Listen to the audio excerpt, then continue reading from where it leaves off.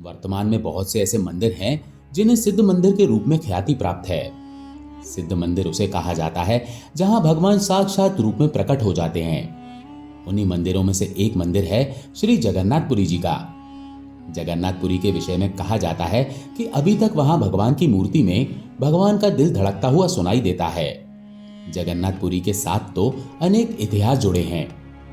कहा जाता है उस मंदिर के ऊपर कोई भी पक्षी गुजर नहीं सकता, कोई जहाज ऊपर से चल नहीं सकता। इस प्रकार वो मंदिर अपने साथ अनेक विशेषताएं लिए इस संसार में उपस्थित है। आज उसी मंदिर से भगवान साक्षात स्वयं प्रकट होकर भक्त को प्रसन्न करने आए। आज हम भक्त रघु केवट की अद्भुत कथा बताने जा रहे हैं। रघु केवट जगन्नाथपुरी के नजदीक एक छोटे से गांव में रहता था। वो परमात्मा का सच्चा भक्त था, पर कर्मों के अनुसार व्यक्ति को जो कार्य करना पड़ता है, व्यक्ति उसे छोड़ नहीं पाता। उसके पास नाव तो नहीं थी, पर केवट होने के कारण अपने परिवार को चलाने के लिए वो मछलियों को मारकर मछली का व्यापार करता था। ये कार्य करते समय भी उसके मन में बड़ी ग्लानि होती थी। वो सोचता था, अपने परिवार का पेट पालने के लिए मुझे जीवों की हत्या करनी पड़ रही है। इस प्रकार तड़पती मछलियों को देखकर उसके मन में दया आ जाती थी। वो उनका त्याग कर समुद्र में छोड़ देता था। जब वो घर लौटकर आता तब उसकी माता और उसकी पत्नी उसे दुत्कारते थे। उससे कहते, घर पर कुछ खाने के लिए नहीं है और तू मछलियां भी पकड़ कर नहीं लाता है, और कोई व्यवसाय करो तो घर का कार्य चल सके। पर रघु केवट उनकी बात सुनकर चुप रह जाता। एक दिन परिवार को 3-4 दिन तक कुछ भी नहीं मिला। रघु केवट ने बड़ा प्रयास किया कि कहीं से कोई धन मिल जाए तो मुझे ये पाप का कार्य नहीं करना पड़े। लेकिन परमात्मा अद्भुत हैं। वो अपने भक्तों की अनेक परीक्षाएं लेते हैं। 4 दिन तक घर में खाने के लिए कुछ भी नहीं था। माता ने और पत्नी ने उसे डांटते हुए कहा, जो पूर्वजों का कार्य है वही करो, अपना दिमाग मत चलाओ। अब उनकी दुत्कार सुनकर रघु केवट समुद्र किनारे आया। किनारे आकर उसने जाल डाला। उसकी आंखों में आंसू थे। परमात्मा को पुकारते हुए उसने कहा, प्रभु, क्या मुझे सारा जीवन यही कार्य करना है? क्या मुझे इस प्रकार जीव हत्या करनी है? अब क्या किया जा सकता है? इस प्रकार बोलते हुए उसने समुद्र में जाल डाल दिया। आज जैसे ही जाल डाला गया, उस जाल में एक लाल मछली आ गई। उस लाल मछली को देखकर पहले तो रघु केवट को दया आई, फिर परमात्मा की ओर निहारते हुए कहने लगा, प्रभु, अब जैसी आपकी इच्छा है वैसा ही कार्य होगा। रघु केवट ने जाल खोलकर उस लाल मछली को निकाला। तभी लाल मछली के मुख से एक आवाज आई, हे नारायण, मेरी रक्षा करो, हे नारायण, मेरी रक्षा करो। उस आवाज को सुनकर रघु केवट हैरान हो गया कि ये कैसी अद्भुत आवाज है, कहां से आ रही है। मछली की ओर ध्यान से देखकर वो घबरा गया। उसके हाथों से मछली छूट गई। पुनः उसने अपने हाथों में वो मछली उठाई और भागते हुए जंगल की तरफ आ गया, जहां झरने बहते थे। उन झरनों से 7 कुंड बन गए थे। एक कुंड के अंदर आकर रघु केवट ने उस मछली को डाल दिया। मछली धीरे धीरे अपना विस्तार करती गई और रघु केवट ये देखकर आश्चर्यचकित होने लगा। उसकी आंखों में आंसू थे। वो प्रार्थना करते हुए परमात्मा से कहने लगा, अब मुझे वापस घर नहीं जाना है। जिस परमात्मा ने मुझे अपने स्वरूप का दर्शन इस मत्स्य में कराया है, वो जब तक साक्षात प्रकट होकर मुझे दर्शन नहीं देगा, तब तक मैं कहीं भी जाने वाला नहीं हूं। इस प्रकार का हठ लेकर रघु केवट वृक्ष के नीचे बैठ गया। 3 दिन तक ना कुछ खाया था, ना कुछ पिया था। परमात्मा को दया आ गई। भगवान श्री हरि एक ब्राह्मण का रूप बनाकर रघु केवट के समक्ष उपस्थित हुए। वो रघु केवट को देखते हुए कहने लगे, अरे केवट, यहां क्यों भटक रहे हो? 3 दिन से लोग तुम्हारा इंतजार कर रहे हैं। घर जाओ, तुम्हारी माता को तुम्हारा इंतजार है।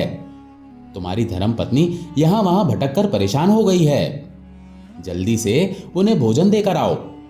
तब रघु केवट ने कहा, हे ब्राह्मण देवता, उन्हें क्या खिलाऊं, क्या देकर आऊं? क्या मैं पाप कर्म करूं, मछलियां मारकर अपने परिवार का पालन करूं? ये बात सुनकर वो ब्राह्मण देवता कहने लगे, क्यों चिंता करते हो? सब में परमात्मा है। जो कार्य करोगे वो सिद्ध हो जाएगा। रघु केवट उनकी बात सुनकर कहने लगा, कैसे सिद्ध हो जाएगा? तब ब्राह्मण बने भगवान कहने लगे, जब 3 दिन पहले मछली पकड़ी थी, उस मछली ने आवाज देकर तुमसे कहा, नारायण रक्षा करो। तुमने उसे तालाब में छोड़ दिया। क्यों छोड़ दिया? उसे ले जाते तुम्हारे सारे कार्य सिद्ध हो जाते। ब्राह्मण की यह बात सुनकर रघु केवट समझ गया कि साधारण ब्राह्मण नहीं है, क्योंकि इसे मेरी और मछली की बात कैसे पता चल गई, और कोई तो उस स्थान पर था ही नहीं। जब रघु केवट ने इस प्रकार विचार किया, तब दौड़ते हुए ब्राह्मण के चरणों में जाकर प्रणाम करते हुए कहने लगा, ब्राह्मण देवता अपने असली स्वरूप में आइए। हे ब्राह्मण देवता, अपने असली स्वरूप में आइए। रघु केवट का यह प्रेम देखकर भगवान चतुर्भुज रूप में वहां प्रकट हो गए। भगवान का दर्शन करके रघु केवट कृतार्थ हो गया। कहने लगा, मैं धन्य हो गया प्रभु, आपकी कृपा से मैं धन्य हो गया। भगवान ने उसके मस्तक पर हाथ फेरते हुए कहा, बताओ तुम्हें क्या चाहिए? रघु केवट कहने लगा, प्रभु आपका दर्शन हो गया, इसके सिवा मुझे और क्या चाहिए? किसी चीज की आवश्यकता नहीं है। आप आशीर्वाद दीजिए कि अंत समय तक मेरा मन आपके श्री चरणों में लगा रहे। जब ये प्राण निकले, मुख से आपका नाम निकले। इस प्रकार परमात्मा ने कहा, जो चाहते हो वही होगा, पर अभी तुम अपनी माता और अपनी पत्नी की संभाल करो। ऐसा कहकर परमात्मा वहां से अंतर ध्यान हो गए। रघु केवट अपने घर लौट कर आया। घर लौटने पर गांव वालों ने उसे बहुत बुरा भला कहा, पर वो शांत था।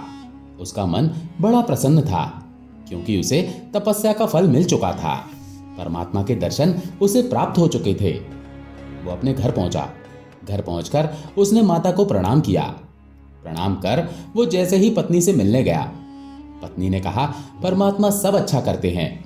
मुझे लगता था तुम ही घर की संभाल करते हो, पर 3 दिन जब तुम घर पर नहीं थे, हम बहुत भूखे थे। पता नहीं किसकी आज्ञा से यहाँ का जमींदार हमारे घर भोजन पहुंचा कर गया।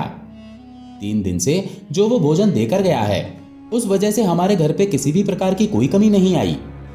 उसी के अनुसार हमारा घर चल रहा था। बच्चे भी प्रसन्न थे। ये बात सुनकर रघु केवट परमात्मा को मन ही मन धन्यवाद देते हुए कहने लगा, मुझे लगता था मैं घर पालता हूं, पर हे हरि, ये सारा संसार तो आप चलाने वाले हैं। मेरे मन का ये अभिमान भी आपने समाप्त कर दिया।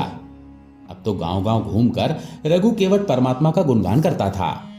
उसकी पत्नी भी समझ गई थी कि ये सब परमात्मा की लीला है। माता भी परमात्मा के भजन सुमिरन में लग गई। कहा जाता है सारे गांव वाले अब रघु केवट की संभाल करने लगे। उनके घर में जो भी बसता था या जिसके मन में जो भाव जागृत होता था, वो रघु केवट को धन देकर जाते थे। रघु केवट बड़े भाव से संतों महापुरुषों की सेवा किया करते थे। परमात्मा का जो स्मरण करता है, उसके मन में सच्चाई आ जाती है, और जब मन में सच्चाई आती है तो जीवन में सच्चाई आती है। जीवन में सच्चाई आने पर जब व्यक्ति कुछ भी बोलता है, वो सच हो जाता है। अब रघु केवट गांव में जो भी कहता, वो सब कुछ वैसे का वैसा हो जाता। लोगों का विश्वास बढ़ने लगा। कहने लगे, ये तो सच्चा भक्त है, जो बोल देता है वही हो जाता है। बहुत से बीमार लोग रघु केवट के पास आकर कहते, हमारे बालक पर दया करो, ये बहुत समय से बीमार है। रघु केवट उनको हाथ लगाता, वो बीमार ठीक हो जाते। कोई आता, मेरे घर पर यह कार्य नहीं हो पा रहा है, कृपा करो। रघु केवट उन्हें तथास्तु कहता, उनका कार्य हो जाता। कई कन्याएं जिनका विवाह नहीं हो पा रहा था, उनकी माताएं उनको लेकर रघु केवट के पास आती। रघु केवट कहता, इन्हें अच्छा वर मिलेगा, और कुछ ही दिनों में उन कन्याओं का विवाह हो जाता था। इस प्रकार रघु केवट का समाज में नाम बढ़ने लगा। एक दिन भगवान के भक्त श्री रघु केवट जी रात्रि के समय विश्राम कर रहे थे। रात्रि को स्वप्न में उन्हें ऐसा प्रतीत हुआ कि भगवान जगन्नाथ स्वयं कह रहे हैं, हे रघु, मेरे लिए भोजन तैयार करो, कल प्रातः काल मैं आपके पास भोजन करने आऊंगा। भगवान की ये वाणी सुनकर रघु केवट ने अपनी धर्मपत्नी को उठाकर कहा, कल प्रातः काल भगवान हमारे पास भोजन करने आएंगे। उनकी धर्मपत्नी ने कहा, यह कैसे हो सकता है? जगन्नाथपुरी मंदिर तो दूर है, वहां से चलकर भगवान कैसे आ सकते हैं? तब रघु केवट ने कहा, तुमसे जो कहा गया है वो करो। भगवान ने कहा है वो आएंगे तो पक्का आएंगे। धर्मपत्नी ने प्रातःकाल उठकर भोजन बनाने की तैयारी प्रारंभ की। भोजन बनकर तैयार हुआ और वहां जगन्नाथपुरी मंदिर में भोग का समय हुआ। ब्राह्मण लोग भोग बनाकर प्रभु के समक्ष रखने लगे। पर आज तो अद्भुत चमत्कार हो गया। जैसे ही भोग रखा गया, दरवाजा बंद किया गया। भगवान की मूर्ति ने किसी भी प्रकार का कोई भी भोग ग्रहण नहीं किया। थोड़ी देर बाद मंदिर खुला। पुजारी देखकर हैरान हो गए कि सारा भोग वैसे का वैसा ही पड़ा है। वो सोचने लगे, आज भगवान ने भोग खाया क्यों नहीं। तब कुछ पुजारी जगन्नाथपुरी के राजा के समक्ष पहुंचे। राजा को प्रार्थना कर कहने लगे, लगता है हमारे जगन्नाथ भगवान हमसे नाराज हैं, तभी उन्होंने आज कुछ ग्रहण नहीं किया है। ये बात सुनकर जगन्नाथपुरी के राजा भगवान के मंदिर में पहुंच साष्टांग प्रणाम कर कहने लगे, हे नाथ, मुझसे जो भूल हुई है उसके लिए क्षमा करो। आप भोजन ग्रहण करो, आप दया करो, ये भोजन ग्रहण करो। इस प्रकार रोते रोते राजा को वहीं पर निद्रा आ गई। निद्रा में भगवान ने आदेश देते हुए कहा, हे राजन, तुम्हारा कोई भी अपराध नहीं है, तुम चिंता ना करो। इस समय मैं मंदिर में उपस्थित ही नहीं हूं। जब तक मैं नहीं हूं तो भोग कैसे ले सकता हूं। तब राजा ने पूछा, महाराज, इस समय आप कहां पर हैं। तब भगवान श्री जगन्नाथ ने कहा, मैं यहां से 10 कोस दूर पीपली चिट्टी गांव में हूं। वहां पर भक्त रघु ने मेरे भोजन की व्यवस्था की है। आज मैं उनके हाथ से भोजन स्वीकार कर रहा हूं। जब राजा ने यह बात सुनी तो उसकी नींद खुल गई। वो जल्दी से उठा और अपने सैनिकों के साथ पीपली चिट्टी गांव पहुंचा। पीपली चिट्टी गांव में राजा को देखकर सभी गांव वाले हैरान हो गए। राजा रोते हुए पूछने लगा, भक्त रघु का घर कहां है। भक्त रघु का घर कहां है, मुझे वहां जाना है। किसी ने उसे भक्त रघु केवट का घर बता दिया। अब भक्त रघु केवट के घर पहुंचकर राजा ने दरवाजा खटखटाया, पर किसी ने खोला नहीं। पुनः यही प्रयास किया, पर दरवाजा खुला नहीं। अब राजा ने बड़ी मेहनत से दरवाजे को धक्का दिया।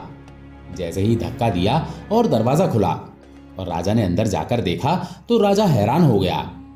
एक स्थान पर रघु केवट बैठे हैं। उनके नजदीक उनकी धर्म पत्नी और उनके समीप ही रघु केवट की माता बैठी हैं। एक हाथ में रघु केवट ने ग्रास उठा रखा है। ऐसा प्रतीत हुआ वो किसी को खिला रहे हैं, पर राजा को खिलाने वाला तो दिखाई दिया, खाने वाला नहीं दिखाई दिया। रघु केवट को देखते हुए राजा पूछने लगे, तुम किन्हें भोजन करा रहे हो। रघु केवट ने कहा, मैं अपने परमात्मा को भोजन खिला रहा हूं। ये बात सुनकर राजा को बड़ी जोर से रोना आ गया। वो भगवान को प्रार्थना करते हुए कहने लगे, हे नाथ, क्या मैं इतना पापी हूं। इन लोगों को आपके दर्शन हो रहे हैं, पर मुझे आपके दर्शन प्राप्त नहीं हो पा रहे हैं। क्या मैंने इतना अपराध किया है। भगवान ने कहा, राजन, ये अपराध नहीं, ये तो रघु केवट का प्रेम है। उसके प्रेम के वशीभूत होकर मैं इतना दूर से भोजन खाने आया हूं। तब राजा ने प्रार्थना कर कहा, प्रभु, मुझे भी अपना दर्शन दीजिए। तब राजा की प्रार्थना सुन परमात्मा ने राजा को भी दर्शन दिए। अब उस स्थान पर सिर्फ 4 लोगों को भगवान के दर्शन प्राप्त हो रहे थे। जब राजा दर्शन कर प्रसन्न हो गया तब भगवान ने आदेश देते हुए कहा, हे राजन, तुम रघु केवट, उनकी माता और उनकी धर्मपत्नी को लेकर जगन्नाथपुरी चले जाओ। वहां उनको एक निवास बनाकर दो।